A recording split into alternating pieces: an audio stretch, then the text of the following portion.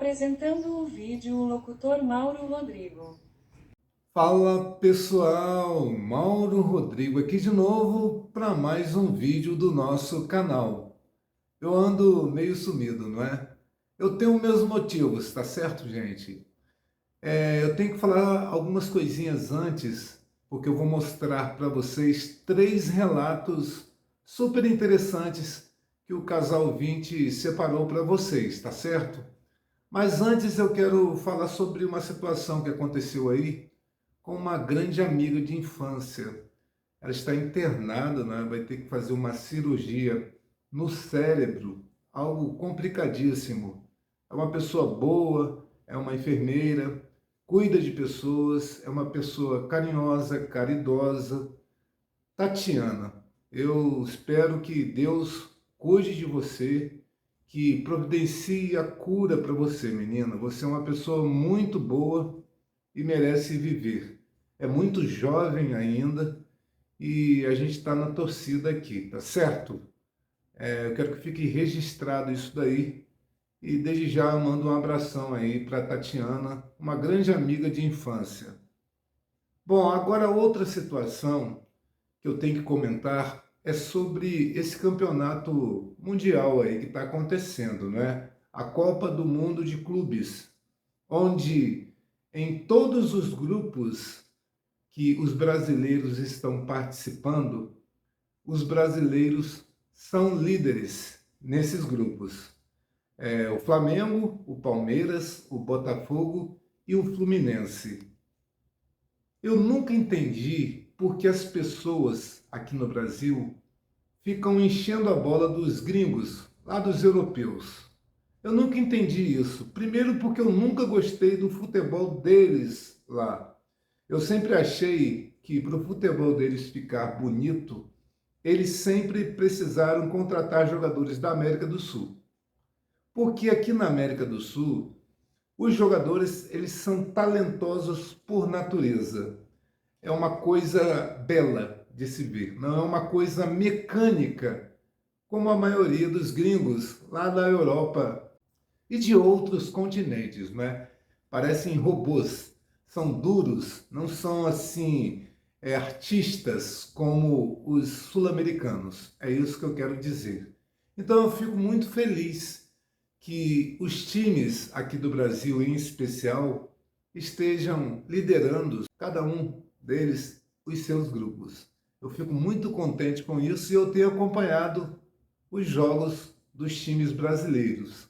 Apesar de que eu vejo alguns torcedores secando o Flamengo, não é? Mas eu penso o seguinte, eu acho que o Brasil, ele é o melhor país do futebol. É o país do futebol, na verdade. Eu acredito nisso. Então eu fico muito feliz de ver o nosso futebol mostrando que não é bem assim como os gringos pensam. Eu tenho que falar uma outra coisa com relação a isso, que eles reclamaram um jogador do Chelsea. Esse jogador, o nome é até engraçado, tem 2 briocos no nome dele, não é? Então eu fiquei pensando, esse cara tem 3 briocos, não é? Anos e o terceiro anos. É 1 ano para cada coisa. Eu esqueci o nome dele, mas ele tem 2 anos no nome dele, né? É um de cabelo parecendo um miojo. É esquisitíssimo, o cara. E falou algo sobre a temporada que eles estão jogando muito. Na verdade, os times brasileiros, até esse momento, já têm mais partidas no ano do que os europeus. E todos os campeonatos mundiais que nós temos, os brasileiros já chegam com vários jogos, mais de 70 jogos, enquanto eles estão no início da temporada deles. Então, não vem com essa conversinha, não. Não vem com esse mimimi, não, porque tá estranho, tá esquisito para vocês. Sempre que eu joguei bola, eu podia jogar contra uma seleção. Eu sempre jogava e falava com a minha equipe: olha, não precisa ter medo. É só tocar a bola no meu pé que eu faço gol. E é assim que eu faço. Era assim que eu fazia. Então eu penso o seguinte: não existe time imbatível. O que existe é a dedicação, é você se impor, é você se esforçar, é você fazer o que você tem que fazer pode ser contra um time de pelada ou pode ser contra uma seleção de um país. Você tem que entrar com vontade de ganhar. É esse o objetivo, fazer gols e ganhar a partida. Se acontecer algo ruim, por exemplo, a derrota, é porque o outro time foi mais competente. Isso é normal, o futebol é para isso. Às vezes vai dar empate, às vezes um ganha, às vezes o outro ganha. É assim que tem que ser. Nunca pensem que existem deuses jogando bola, porque não são deuses. Posso garantir para vocês. Eu lembro uma vez que eu joguei uma partida, eu já falei em outros vídeos isso, contra o campeão do meu município. Nessa partida, o meu time, quando nós fomos jogar, meu time estava com medo. Aí falaram, nossa, nós vamos tomar uma goleada. Eu falei assim, não, toca no meu pé a bola, que eu resolvo esse problema aí. Moral da história, eu tenho testemunhas, tá, gente? O pessoal está vivo ainda, é tudo novo ainda. Tem um que tem 40 anos, jogava com a gente. O placar foi o seguinte, foi 16-6. Desses 16, eu fiz 9 gols. E eu era meia esquerda, eu era o camisa 10. Então eu fiz 9 gols nessa partida. Ganhamos de 16-6. No final da partida, o outro time estava com os olhos arregalados. E a torcida que estava assistindo ficava comentando, eu não sabia que esse branco jogava assim. Esse branco sou eu, né? Eu não sabia que ele jogava tanto assim. É claro que não sabia, eu não fico jogando o tempo todo, eu não estou o tempo todo jogando para todo mundo assistir. Eu nunca fui de participar direto disso daí. Quando eu participava, eu fazia o que eu tinha que fazer. E a minha média era assim, 6, 7, 8, 9 gols por partida. Era assim que eu trabalhava, era fazendo gol. Eu tinha que ganhar a partida, eu queria ganhar a partida. Eu sou competitivo, é dessa forma. E não pensem que os 16 gols eu não tive participação nos outros, porque todos os outros gols passaram por mim. Eu fiz a assistência para os outros gols. Eu que coloquei os colegas de cara para o gol. Então, o negócio é esse. A partida do Flamengo eu achei maravilhosa. Interessante é que na hora que o Chelsea fez o primeiro gol, eu comecei a falar, inventei até palavras novas, né? Xingamentos novos, que eu não posso reproduzir aqui para vocês. Mas eu falei, eu quero um gol agora. Aí aconteceu o primeiro gol do Flamengo. Nessa hora, eu comecei a gritar e falei assim, agora eu quero mais 2 gols. E vocês viram o placar, foi 3-1. Eu antes falei com firmeza que eu queria os gols. Você tem que ter pensamento positivo. E quando vai disputar uma partida que seja contra qualquer pessoa, você tem que entrar querendo, desejando a vitória. Agora, se você entrar numa partida achando que já perdeu, é melhor você não participar da partida. Qualquer desafio que a gente tem na vida, se a gente entrar achando que já vai perder, não faça. É bem melhor, não participe daquilo que você acha que você vai perder. Isso serve para tudo na vida. Se você participa de algo, você tem que entrar convicto que você vai vencer, que você vai conseguir. É dessa forma, pensamento positivo. Isso vai ajudar você a alcançar o seu objetivo. Agora, entrar como um coitado, se fazendo de vítima, dando desculpas, isso está errado, isso não está certo. Você tem que fazer o possível e o impossível para alcançar os seus objetivos. E isso não se trata só de futebol, isso é de tudo na vida, é dessa forma. Agora nós vamos escutar aí os nossos relatos de hoje e depois a gente volta para finalizarmos o nosso vídeo de hoje. Assiste aí. E agora vamos ouvir 3 relatos. Amigo, se eu te conto, tu não acreditaria. A primeira é a que mais me dói porque nós nos gostávamos muito. Éramos tipo melhores amigos também e ela não me rejeitou. Éramos muitos novos ainda. 19 e 20 anos e namoramos por uns 4 meses, mas eu precisei me mudar de cidade com a família e terminamos. Na altura dos meus 28 anos de idade voltamos a conversar e foi ótimo, certamente iríamos nos relacionar de novo, e até acho que casaria com ela se não fosse o caponto que agora ela era mãe solteira de uma menina de 5 anos. Teve outras ocasiões parecidas. Uma garota que trabalhava num açougue que eu sempre ia. Fizemos amizade, saímos algumas vezes. Decidi pedir ela em namoro sério, mas na altura ela me disse que mesmo tinha começado a namorar um rapaz do bairro dela não fazia 3 semanas e ela ficou em cima do muro se ia comigo ou ele, mas no fim foi ele mesmo e nós acabamos cortando o contato. 3 anos depois eu topei com ela em uma caminhada, voltamos a conversar e ela logo já tentou se jogar em mim, pedindo desculpa de não ter me escolhido naquela época, que o namorado dela acabou sendo tóxico e ruim, etc. Mas pasmem. Mãe solteira, filha de 1 ano, aí sai fora de novo. E tu vai achar que é mentira, mas ainda teve mais uma terceira vez. Uma moça que fazia academia comigo.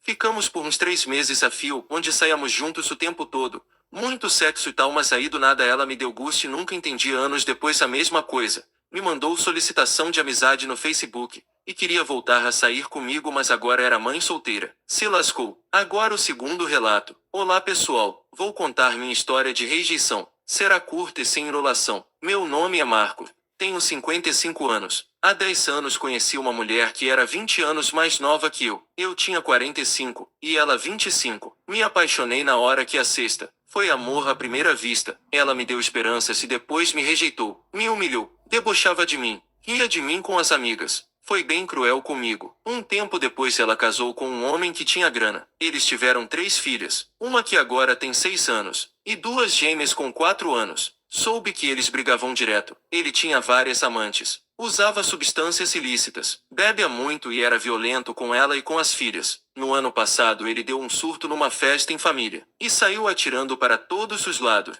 atingindo essa minha amada, e aos pais dela. Ela ficou tetraplégica, e os pais dela morreram. Várias pessoas foram feridas. Foi muito triste. Recentemente uma amiga dela veio me falar que meu grande amor e as filhas estavam passando dificuldades. Eu fui socorrer. Inicialmente ela negou receber ajuda. Disse que não merecia pelo mal que me fez. Ela disse que nem esposa poderia ser, pois estava inválida. Eu disse pra ela que não tinha mais idade, e nem vontade de casar, e nem saúde pra isso, mas queria cuidar delas. Por amor eu faria isso. Hoje cuido delas. Adotei as crianças que me chamam de pai. Nos tratamos como marido e mulher. Só não batemos virinha, mas cuido dela. Dou banho e contratei cuidadoras para ajudar. Ela e as filhas, apesar de tudo, são felizes. E eu sou feliz por fazer elas felizes. O motivo de eu contar minha história é simples. Ninguém é obrigado a nos amar. E nem somos obrigados a amar alguém. Aceitamos quando somos amados, e amamos quando realmente amamos.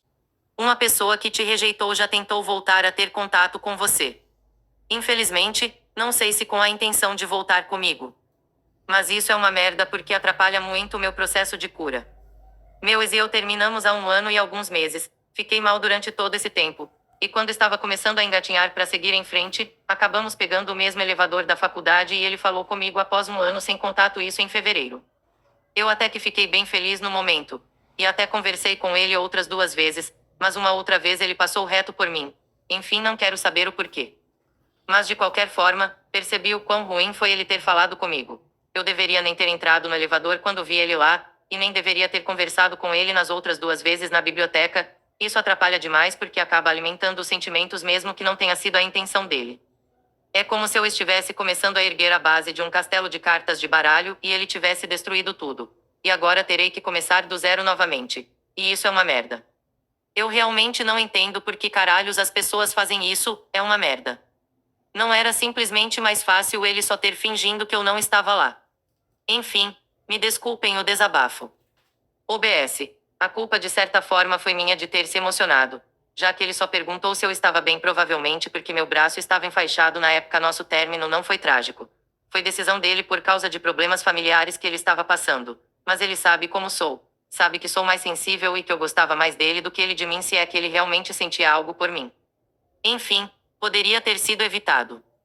OBS 2. Eu faço tratamento na psicóloga, mas realmente não vejo a hora de terminar a faculdade. Infelizmente estamos ligados a isso ainda. E eu sei que é ruim tanto para mim quanto para ele. Bom, esses assuntos aí que o casal ouvinte vive selecionando são assuntos que não me interessam muito, não. Eu tenho visto muitos vídeos sobre vida, principalmente em se tratando de coisas, adoção, adotando crianças de rua, moradores de rua, pessoinhas de 3, 4, 5 anos que ficam passando fome, sofrendo, e pessoas que têm dinheiro, vendo e reconhecendo aquelas dificuldades, entram na vida dessas crianças, dessas pessoas para ajudar. Eu gosto de coisa desse tipo assim. Ajuda, essa coisa humanitária, isso me atrai. Agora, esses relatos de situações assim de rejeição ou situações de traição, isso não me atrai. Eu não costumo ver esse tipo de coisa, não. Vou ser bem sincero para vocês. Mas nesses casos aí, teve um dos relatos que falou uma coisa que eu costumo repetir. Eu sempre falo isso, que ninguém é obrigado a amar a gente. Assim como nós não somos obrigados a amar ninguém. Estão entendendo? Se uma pessoa me rejeita, isso não é culpa minha, é culpa da pessoa. Agora, outra coisa interessante que eu tenho que falar, e eu já falei em outros vídeos. As mulheres são muito poderosas, não é? Tanto que elas têm poderes, o sexto sentido que as mulheres têm. Eu fico pensando por que as mulheres superpoderosas não usam esses sextos sentidos na hora de escolher os homens. Porque a maioria reclama que homem não presta. Então, foi a escolha dela, o sexto sentido maravilhoso dela, que fez a escolha errada. Aí depois ficam várias criando os filhos sozinha, ou quando não acontece uma tragédia, como aconteceu em um dos relatos, onde os pais dela perderam a vida e ela ficou tetraplégica. Estão entendendo? Olha que merdelê. Foi escolha dela. Ela teve um homem bondoso, um homem correto, provavelmente não tinha grana, não é? E foi rejeitado por isso. Que grandíssimo poder desse sexto sentido! É um negócio que, se eu fosse dos X-Men, eu não permitiria a entrada de uma pessoa que tem esse poder medíocre, não. Porque todas as escolhas erradas superam as escolhas corretas. É um poder que eu não gostaria de ter, não. O poder de escolher errado. Versão brasileira, Herbert Richer. Ah, que bicho bobo. Mas fala a verdade. Se a maioria dos homens não prestam, por que elas vivem falando que possuem o sexto sentido? Não é verdade? Então, o que eu quero dizer com isso é que tudo que a gente faz tem consequências. As escolhas que nós fazemos têm consequências. As escolhas erradas que as pessoas, nesses relatos que eu citei aqui, tiveram consequências. Várias criando filhos, sendo mães solteiras. E o cara tinha razão. Um dos caras falou que todas as ex que ele teve vieram atrás dele depois com os filhos, né? Querendo que ele assumisse elas e os filhos. Ele tem o direito de não querer. Assim como eu também acho que o cara que aceita, como um dos relatos aí, que aceitou, adotou as 3 filhas do grande amor dele, também é válido. Ele tem esse direito. Só que não podem pensar que todo homem é obrigado a fazer isso. Porque vocês tiveram as escolhas erradas que vocês fizeram, então as consequências vocês devem assumir. Quando tem um homem bom que, mesmo tendo sido rejeitado, perdoa e acolhe e ajuda essa ex que o rejeitou, é um direito dele.